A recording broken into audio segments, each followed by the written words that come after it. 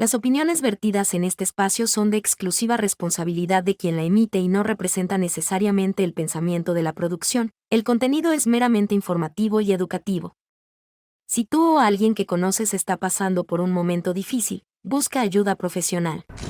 La realidad es que el hogar, donde debía ser el espacio más seguro, donde debía brindarse protección, es donde generalmente ocurre esta clase de agresiones. He visto y he tratado más con padrastros, que son los que han agredido a las niñas, como que no tiene solo una víctima. Utiliza mucho también el amor, el afecto. Que si alguien te dice un secreto, tú vienes y me lo cuentas. A veces los menores pueden ser vulnerables cuando hay esa jerarquía.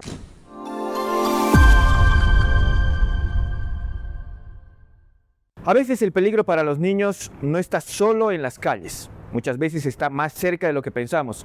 Por ejemplo, en tu vivienda. Pero, ¿cómo se detecta el dolor cuando la víctima no tiene palabras para explicarlo? ¿Por qué el sistema judicial prefiere dudar de un niño antes que encarcelar a un adulto?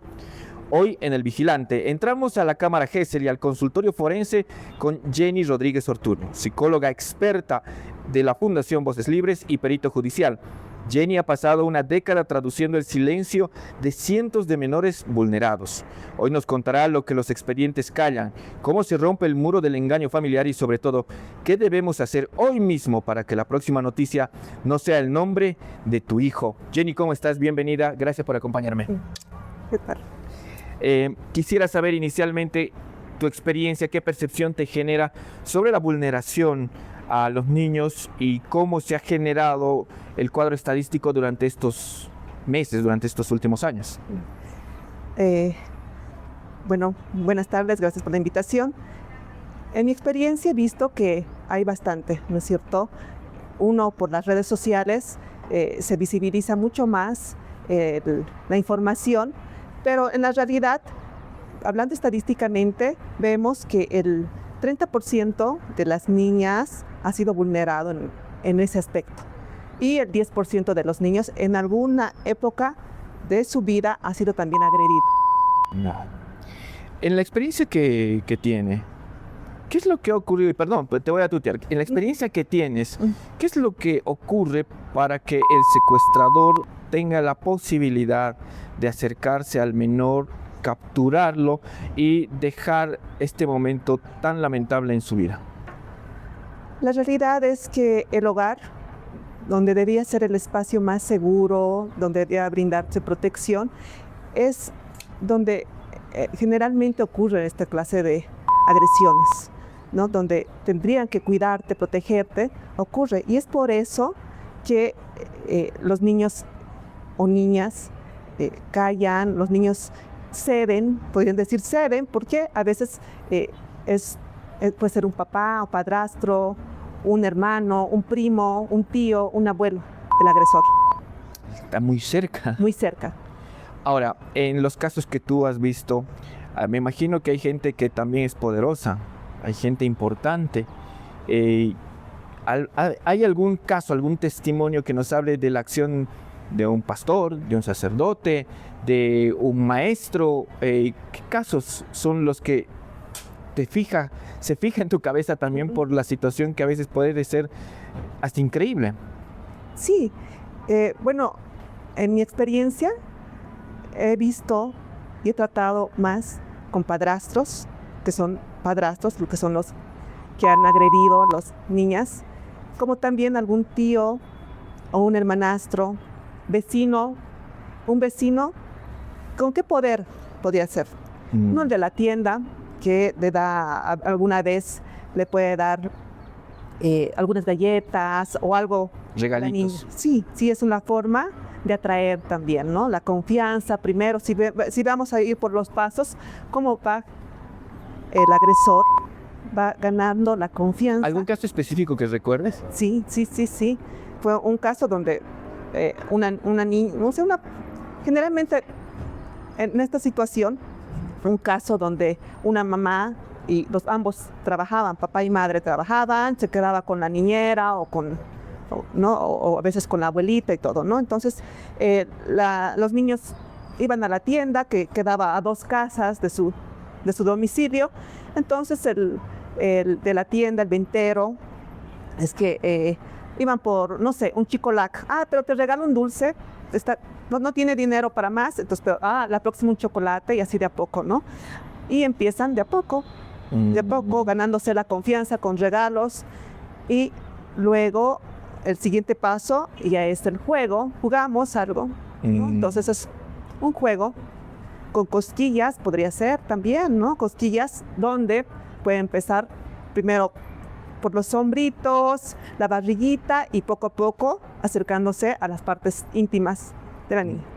¿El agresor repite patrones? El agresor, sí, podría ser que repite, pero algo que generalmente se da como no como un patrón específico, más bien como que no tiene solo una víctima. Cuando decide hablar la niña o la adolescente, depende en qué etapa rompe el silencio, suelen aparecer más víctimas. Casi nunca solamente tiene una víctima. Tiene 2, 3, ¿no? Y podría ser la vecina o la sobrina, ¿no? O la alumna, dependiendo a qué se dedique, ¿no? ¿Hay cierta particularidad, por ejemplo, en los agresores, en tipificarlos por alguna edad? Es decir, ¿hay alguna edad estándar en la que hay más agresores, hay más casos de agresores, o pueden ser de cualquier edad? Cualquier edad, desde adolescentes, a jóvenes, adultos y hasta ancianitos. ¿Y hay alguna etapa con mayor incidencia o no? Etapa de la ansiedad. De la edad del agresor. No, es en general todas las etapas. ¿Qué es lo que un agresor le dice siempre a un niño para que éste crea que el abuso es un secreto especial? Quizás eso que utiliza mucho también el amor, el afecto. No que eres mi amiguita, que te quiero, que somos amigos especiales, ¿no? Entonces, utiliza bastante el amor, el afecto, ¿no? Que pueda tener. Y es por eso que también el niño no quiere hablar, porque piensa que va a romper, ¿qué? Su confianza, va a romper el lazo que pueda haber. Y usted quizás me podría decir, ¿por qué ese niño cree o quiere a esta persona si le está agrediendo? Porque esto depende tanto de la educación, de la prevención que deberíamos tener como sociedad incluso, ¿no es cierto? Porque a veces los niños no saben qué es lo que está sucediendo, qué es lo que está haciendo en su cuerpo esta persona. Me imagino, y vamos a ponernos en una situación. ¿Qué ocurre cuando atiendes los casos y en medio de los casos el niño en la primera intervención te dice una cosa, te cuenta lo que ha pasado y en una segunda intervención lo niega? ¿Cómo se maneja eso? ¿Cómo se detecta en verdad el marco de la verdad? Porque eso va a implicar ser el material para una acusación, por ejemplo. Claro, dependiendo a qué estemos haciendo. ¿A qué me refiero? Si estoy haciendo una terapia psicológica, sesión, una entrevista. O es muy distinto si estoy haciendo una pericia. Porque si estoy haciendo una entrevista, tengo el tiempo suficiente donde espero o hago las sesiones que sean correspondientes para que el niño pueda hablar, contar, ¿no es cierto? Pero si estoy haciendo una pericia, que es algo mucho más específico, es algo científico y que ayuda a los jueces, ¿no es cierto?, a tener una prueba más, ¿no? Entonces, si es una pericia, tengo el tiempo específico, ¿no? 4 o 5 sesiones, ¿no? Y no solamente me voy a basar en la entrevista. Para que una pericia tenga validez, tengo que utilizar bastantes herramientas. La entrevista, podría ser pruebas proyectivas, pruebas psicométricas, ¿no? Entonces, al hacer esa triangulación, tengo que encontrar una respuesta, tengo que encontrar coincidencias, ¿no? Y depende mucho de los puntos de pericia que solicita el fiscal. Ujú. Ahora, me imagino que ha debido haber algún caso que ha sido, que inicialmente lo daba por perdido en el manejo del tratamiento de la víctima, pero que al final ha ido trabajándose la terapia suficiente y esa persona, si se quiere, ha superado el trauma y está hoy en día con una vida relativamente normal. ¿Hay luz al final del túnel? Claro que sí. Lo ideal es que tu infancia, así sea traumática, no determine tu futuro. No ocurre en todos los casos, pero hay una luz. ¿Cómo? Obviamente con la ayuda profesional, ayuda familiar, ¿no es cierto? Incluso hasta en los colegios se debería tener dentro de la malla curricular una materia preventiva. ¿A qué me refiero con esto? Donde no solamente se abre un taller, donde se lo hace 2 veces al año. No, desde pequeñito se debería tener, no sé, la primera vez se puede hablar un poco con un cuento, la segunda vez con una actuación, la tercera vez con unas cartillas, y ya los chicos van racionalizando un poco, y son como, de pequeñitos son como esponjitas, y ya la cuarta vez que se habla del tema, ellos mismos levantan la mano y dicen, ya sé, eso tiene que hacer, ¿no es cierto? Entonces, hay que trabajar desde ese punto. Desde ese punto. Ahora, muchos papás, me imagino, dicen, no nos dimos cuenta. Y he escuchado yo en el desarrollo de mi labor periodística también esta frase, no nos dimos cuenta de lo que había estado ocurriendo. ¿Qué detalles tenemos que prestarle la atención los papás para evitar, obviamente, que se pueda generar una agresión? Hay indicadores.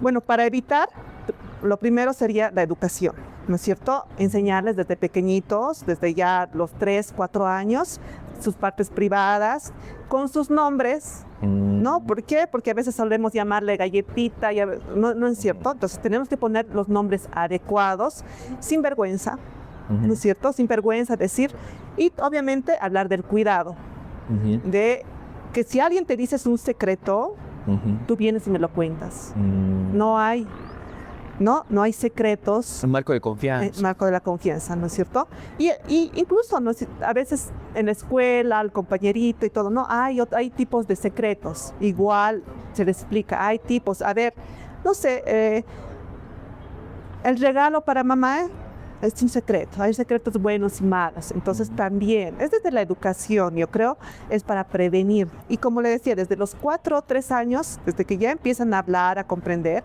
ya se les puede enseñar a los chicos en forma preventiva. Pero ¿qué ocurre si, digamos, no encuentran esa confianza en la casa? Porque eso he escuchado muchísimos casos en los cuales más bien la maestra o el maestro es el que ha ganado la confianza como para que exista digamos, la liberación de la persona, del menor, y pueda realmente lanzar el secretito, ¿no? Sí, cuando no hay la confianza en la casa, va a haber en algún espacio va a encontrar el niño, ¿no es cierto? Y a veces lastimosamente, es bastante tiempo que esperan eso, ¿no? Y para romper el silencio. A veces es a los 14 años, en la adolescencia, cuando hay eso, lo que estaba hablando hace un momento, hay indicadores que nos dicen que algo está mal, que algo ha pasado, ¿no? Y eso no es que haya dolido menos o que haya afectado de una forma no suficiente, ¿no? Es simplemente que el trauma se ha instaurado tanto que tardan en romper el silencio, en decir. Qué complicado es realmente el trabajo que ustedes desarrollan al momento de hacer el peritaje, porque ahí también me imagino que debe haber un marco de confianza. ¿Cómo se gana esa confianza? ¿Cómo hacen ustedes para que el menor no se cierre y se encapsule probablemente en el miedo? Sí, dentro del proceso de pericia contamos con varias herramientas, ¿no? Entonces, primero, obviamente, se tiene que empezar con la entrevista forense, que se empieza hablando de cualquier otra cosa, no del tema, no va a llegar, dime de eso, no, se empieza a hablar de cualquier otra cosa, ¿te gustan los animales? No sé, se tiene que ganar la confianza. Tiene que crear el encuadre necesario para que el niño pueda llegar a hacer una entrevista. Y a veces, sinceramente, no se empieza a veces con directamente con la entrevista, con el hecho en sí. Puedes empezar, digamos, no sé, con unos dibujos, ¿no? Luego de conocerse, de generar la confianza, ¿no? Empiezas con dibujos y después recién la entrevista donde te pueda contar el hecho. ¿El dibujo es una buena herramienta para explorar la cabeza de los chicos? Es, como le decía, es una herramienta proyectiva. Sola en sí no tiene la validez necesaria. Tiene que ser varias herramientas y obviamente coincidir. El dibujo sí te va a dar un indicador, pero no lo es todo. Tendrías que complementarla con una psicométrica, con el relato. Y obviamente en el relato hay indicadores donde como peritos nos damos cuenta si es creíble. Ahora, no. Yo creo que la gente debe entender que el trabajo del peritaje psicológico es muy importante, es muy delicado. ¿Cómo se puede hacer un peritaje psicológico de calidad si no hay a veces ni oficina, no hay cámara Gesell o no existen condiciones como para generar un espacio de confianza donde pueda desarrollarse una entrevista que pueda aportar datos valiosos? Bueno, en nuestro país, en nuestra ciudad, el IDIF es el encargado de realizar las pericias que generalmente son propuestas en los juicios de este índole. Ya las partes proponen a peritos particulares donde en cada oficina ya se tiene que adecuar a lo que tienen, ¿no? Y obviamente a las herramientas validadas para nuestra población. ¿Son precarias? No precarias, pero sí no están, ¿cómo les explico? Que no están específicamente hechas, digamos, para niños bolivianos. Los tenemos que adecuar, digamos, no sé, a una de Ecuador, cosas de latinos, ¿no es cierto?, de Sudamérica, ¿no? Entonces no contamos con herramientas específicamente hechas, digamos, acá, para niños bolivianos. ¿Por qué en Bolivia el sistema suele llegar cuando el daño ya está hecho, ya es crónico? Creo que porque en vez de prevenir, reaccionamos, ¿no es cierto? Porque podemos prevenir, como le decía, con educación. Pero cuando ya está hecho, recién reaccionamos, digamos, como cuando asaltan a alguien, ¿no? Todos podemos estar ahí mirando, viendo, ¿no? Pero prevenir, no prevenimos. Creo que más es la reacción que la prevención. Cuando pasa mucho tiempo y no se hace la pericia en su momento oportuno, legalmente, ¿qué se pierde? Porque pueden haber casos en los cuales tardan semanas, hasta meses. ¿En las pericias? En las pericias. Bueno, las pericias las ordena un fiscal.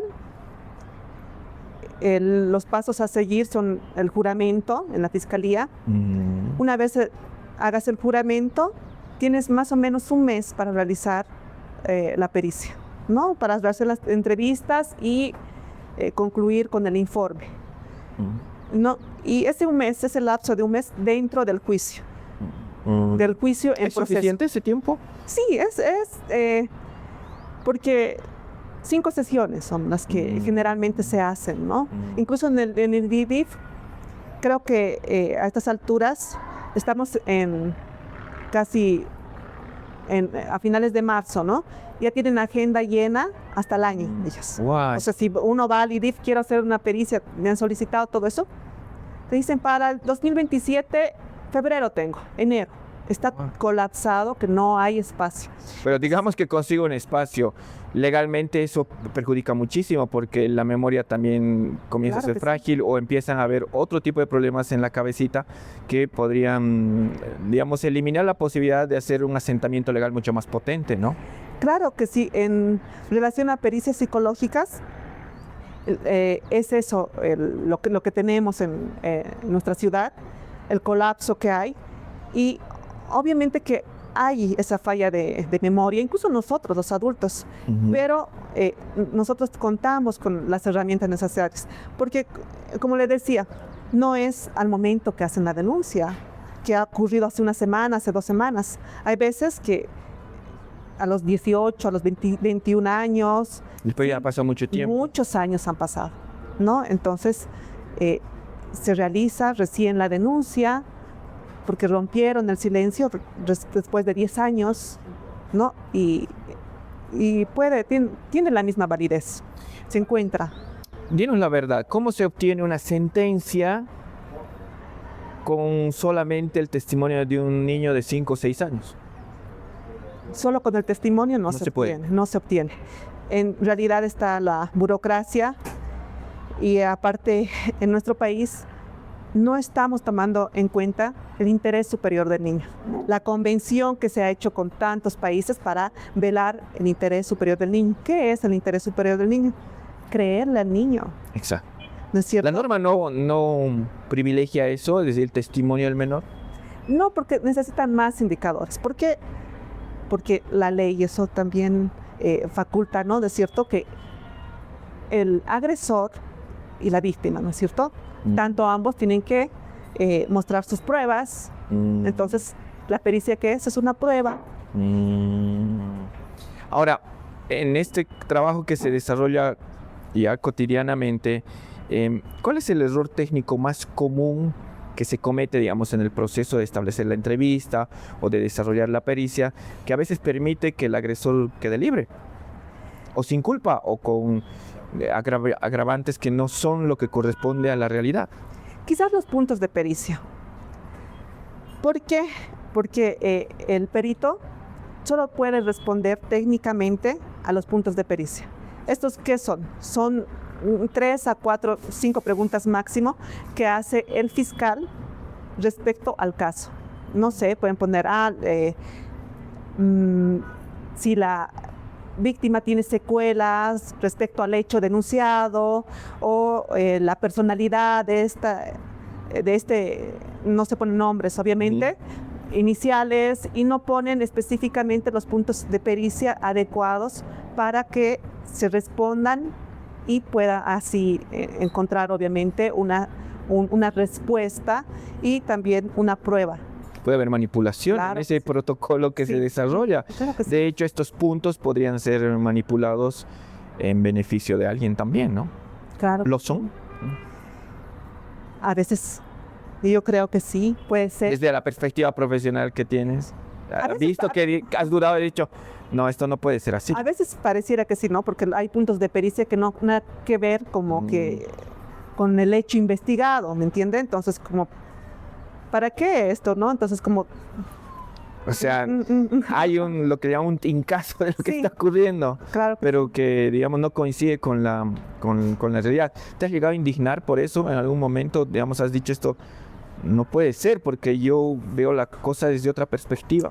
Quizás más me indigné un poco con el actuar del entorno, ¿no? Cuando el niño está siendo investigado, o más bien está siendo prueba para médicos forenses, psicólogos forenses, investigadores, ¿no?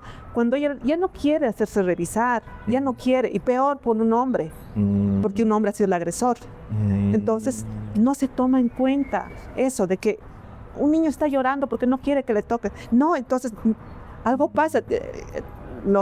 La parte del agresor dice, es que seguro está mintiendo. Por eso no quiere hacerse revisar. No toman en cuenta que...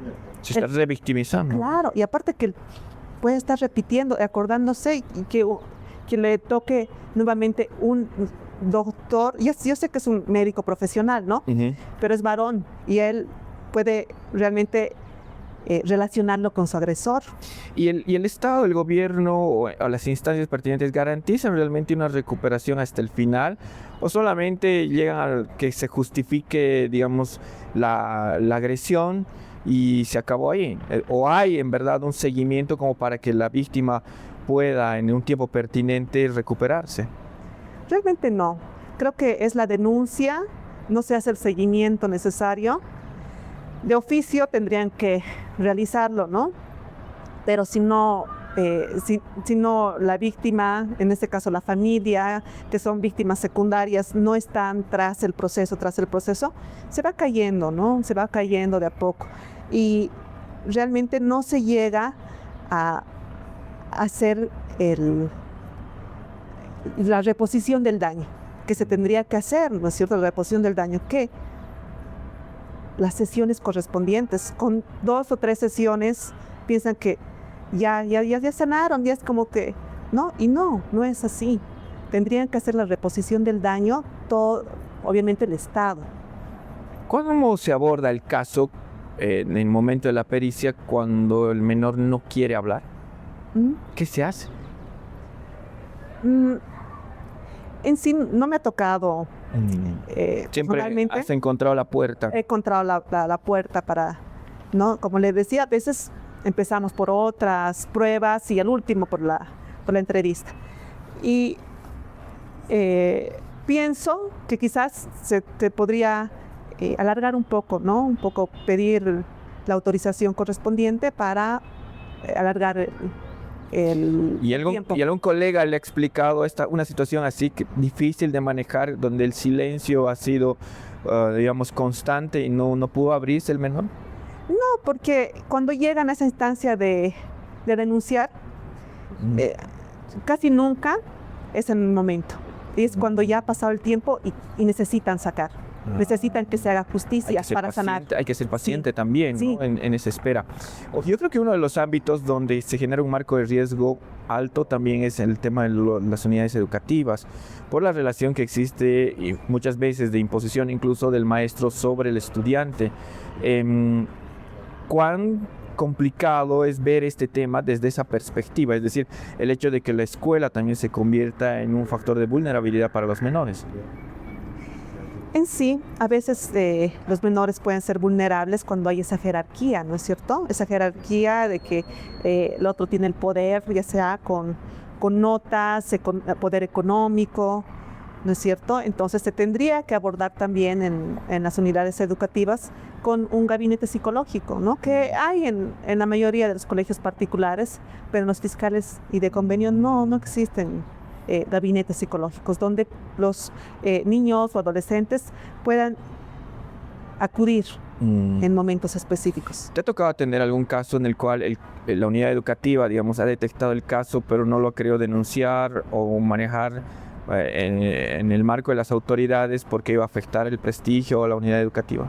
Sí, bueno, donde yo trabajo actualmente en la Fundación Voces Libres, hacemos una campaña de alto a la violencia, donde hacemos con talleres y al final del taller, de la exposición de títeres y todo eso, se da unas hojitas donde se hace una encuesta. Una encuesta donde se pregunta, ¿no? Si alguna vez se han sentido vulnerados, han sido agredidos, ¿no? Y que pongan su nombre. En esa campaña que hacemos hemos encontrado muchos casos, ¿no? Donde los niños, incluso no con sus palabras tan inocentes, ayuda, no puedo seguir callándome esto. Mi tío cada vez que viene hace esto conmigo, ¿no? Entonces, ¿qué es lo que hemos hecho? Hemos llevado a Defensoría. Eso. Los directores tenían que escoger y llevar a Defensoría. Defensoría es el encargado adecuado para proceder. Cuando dices muchos casos, tal vez no se pueda cuantificar, pero digamos, ¿cómo te ha sorprendido eso? Bastante más en el relato, ¿no? De auxilio, de cómo piden auxilio. ¿Más en colegios particulares o fiscales? Fiscales. Todos los colegios que hemos ido son fiscales. ¿Y la incidencia es alta? Sí. O sea, tenemos 2 tipos de talleres, uno para primaria y otro para secundaria. En primaria, digamos, no sé, podemos dar a 200 niños. De ahí podríamos decir por eso fácilmente que el 10%, ¿no? 5 o 10%, que siempre hay en alguna unidad educativa alguien que necesita romper el silencio. ¿Qué se hace cuando recibes estos casos? ¿Se actúa de manera inmediata o no? ¿O qué se hace? ¿Qué pasa? ¿Qué ocurre? Porque el número me parece bastante grande. Se debería actuar de manera inmediata y Defensoría es el encargado, ¿no? Porque aparte que, digamos, son zonas específicas, hay defensorías específicas también, ¿no es cierto? Entonces, ahí... ¿Pero se lo hace? ¿Tú ves que se lo hace o no? En algunos sí, se ha logrado identificar, se ha logrado acudir en rescate. Y en algunos hemos tenido esa dificultad donde no han puesto el nombre. Los niños son pequeños igual, no han puesto nombre, simplemente ayuda, necesito. Wow. ¿Y cómo incide también el tema de la precariedad económica? ¿Este puede ser un factor condicionante para que se genere una situación de abuso para un menor? Sí, es un factor, nos hace más vulnerables, ¿no es cierto? Porque el poder, ya sea económico, la jerarquía, el ser más grande, hace bastante en relación al niño, ¿no? Porque él es el que puede sentir que le está, que le está queriendo, ¿no? De esa manera. En los casos que has atendido, ¿has encontrado en algún momento que algún agresor, si tienes algún caso en particular, sería bueno comentarlo, algún agresor ha intentado manipular al menor antes de que pueda ir a la pericia para evitar una sanción? Bueno, antes de que vaya a la pericia, no específicamente. ¿Por qué? Porque si ya hay una orden para pericia, significa que ya está como con detención preventiva, ¿me entiende? Porque las pericias después de la acusación recién son las que se ordenan, ¿no? Quizás un caso en particular que recuerdo que es de una niña que fue agredida por su padrastro, era que la manipulaba un poco, ¿no? Lo que va a sufrir tu mamá, que no lo digas, que no lo cuentes. Presión psicológica. Presión psicológica, un poco de manipulación en el sentido de que si vos también querías, ¿no? Y en este campo, ¿cómo detecta un experto esa contaminación del testimonio? Porque puede que el contacto haya sido sin que se dé cuenta o sin que se le haya informado, por ejemplo, al perito. ¿Cómo te das cuenta de que ha habido esto? El contacto entre el agresor para manipular. Para manipularla. Cuentan. Como le digo, el agresor, cuando ya hay la pericia, la orden pericial, significa que el agresor ya está en detención preventiva, ya está en investigación o ya está, ¿no es cierto? Entonces, la niña o la adolescente que rompió el silencio ya sabe que esto es una prueba, ya sabe que es su testimonio, que es su palabra. Pero también no puede ser necesariamente concluyente, digamos, es decir, va a la denuncia y se encuentra el agresor, sino que se va descubriendo de a poco. Y en esa fase también, ¿cómo se establece qué es verdad y qué no? ¿O qué puede ser manipulado? Como peritos nosotros contamos con una herramienta que consta de 15 preguntas y respuestas que a nosotros nos dan la luz para ver si algunas cosas son fingidas, que otras cosas son verdades, que cómo es el relato, ¿no es cierto? Entonces, hay herramientas. Tenemos herramientas para detectar, ¿no? Si algunas cosas pueden ser. Preguntas específicas. Sí. Ahora, en el caso concreto de que ocurra la situación en un entorno familiar, ¿dónde está el límite entre ser cómplice o omitir algo en el caso de los familiares próximos? ¿Hay la posibilidad de disgregar aquello? Cuando ocurre en un entorno familiar es donde más afecta, ¿no? Afecta a la familia, afecta incluso hasta a la víctima. ¿Por qué? Porque siente que está traicionando. Y el entorno también siente que va a destruir la familia. Como que la acción no lo hubiese destruido ya, ¿no es cierto? Pero el hablar va a destruir. Es que esto ya estamos como que está un poco arraigado culturalmente, como ¿qué van a decir de nosotros ahora? ¿Qué van a decir de vos? Mejor es que te calles, ¿no es cierto? Entonces hay un poco de vergüenza más bien hacia la víctima que el agresor. Usted ha hecho un peritaje impecable, está consciente que su trabajo profesional ha sido impecable y el juez libera al sospechoso. ¿Qué pasa por su cabeza? Por la cabeza del perito. Bueno, que no fue suficiente, quizás, no fue suficiente los puntos de pericia, o quizás también el sistema. El sistema. ¿Hay frustración? bastante. ¿Tú te frustras seguido? La verdad, no me ha tocado. Una vez entregado mi informe, posteriormente sí, el alegar, el un poco informar y dar respuestas a defender mi informe, porque eso es lo que a mí me queda, ¿no? No puedo decir, irme contra la parte simplemente como perito yo más bien defiendo mi informe. ¿Cómo es mi informe? Es de acuerdo a los instrumentos, herramientas y respondiendo a los puntos de pericia que ordenó el fiscal. Si hay una sospecha de un adulto, es decir, un adulto sospecha de una situación crítica de agresión, esté o no dentro del círculo familiar, ¿cuáles son los pasos que debe seguir para poder llevar adelante una denuncia y generar una investigación? Bueno, si sospecha de una agresión, lo primero obviamente es hablar, ¿no? Para confirmar o descartar la agresión. Y obviamente si en el relato dice, es bueno creerle al niño, al adolescente, y ir a un SLIM, a Defensoría, donde corresponde más cercano, y ahí es donde se empieza, o a la FELCCB, ¿no? En la FELCCB son los encargados directos que puedan abrir el caso, ¿no es cierto? Si llega un menor en shock a la fundación, ¿cuáles son las 3 preguntas que no se le debe hacer al menor cuando llega en esta situación? Bueno, si llega, obviamente, primero a la mamá. A él todavía nada, ¿no? Puede estar llorando y todo. No, ¿qué le ha pasado? No, a la mamá, porque va a llegar con un adulto, ¿no es cierto? Entonces, el adulto es la que va a responder las preguntas necesarias. A los niños, simplemente, tranquilo, te vamos a proteger, estás en un lugar donde te vamos a creer.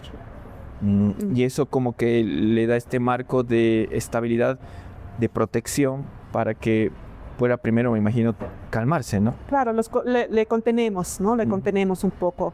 Quizás si llega con ansiedad, si llega enojado, frustrado o llorando, no es contenerlo primero, antes de hacerle cualquier pregunta. He escuchado bien hace rato cuando decías, le pregunto primero a la mamá, pero he escuchado también muchos casos en los cuales la mamá es cómplice. Y hablo exactamente de complicidad porque sabía de lo que estaba ocurriendo en su hogar, pero por un tema de dependencia económica o por incluso también ser amenazada, no decía o no denunciaba el caso. Claro, pero si es cómplice no lo va a llevar. Es otra persona que lo puede llevar, la tía, la abuelita o la profesora.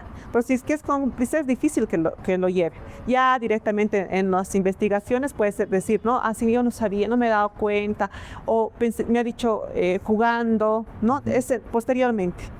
He escuchado también hace rato que explicabas acerca del dibujo como una de las varias herramientas que tienen.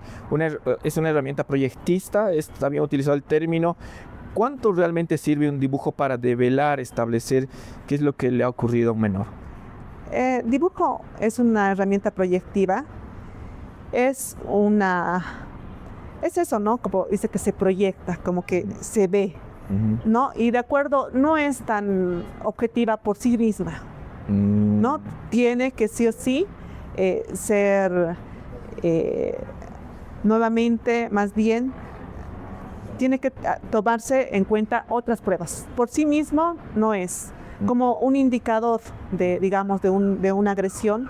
No puede ser simplemente que, no sé, te puedo decir muchos que tenga pesadillas. Es un indicador, seguramente ha sido abusado.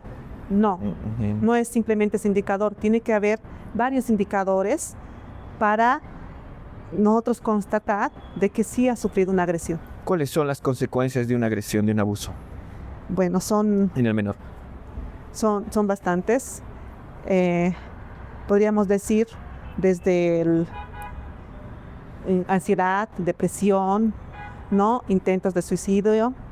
Podría ser también el dañarse a sí mismo. A veces podría ser relaciones muy a temprana edad, Puede ser irritabilidad, ¿no? No sentirse amado, no sentirse que es suficiente, sentirse sucio. Hay muchas consecuencias.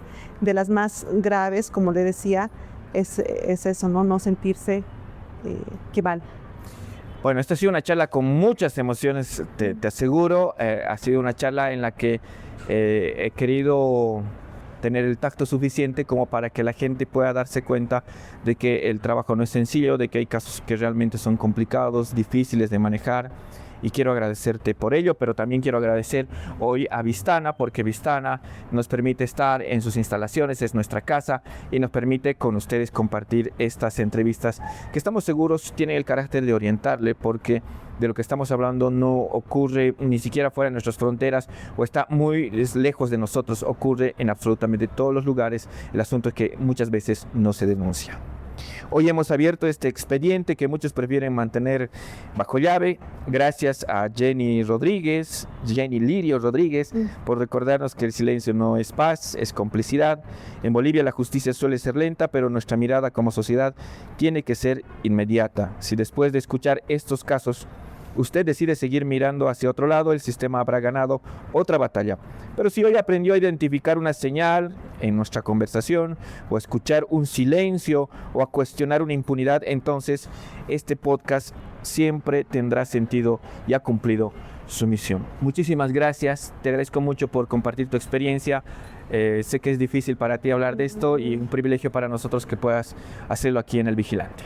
Muchas gracias por la invitación y nuevamente no creo que la prevención va a ser lo que va, como dicen, no va a evitar todo. Estos casos sean más con amor y creo que con cuidado desde la casa, cuidarles, siempre confiar en los niños, darles mucho amor, vamos a prevenir que estos casos sigan sucediendo. Muchísimas gracias una vez más. Soy Martín Colque, soy El Vigilante, será hasta la próxima.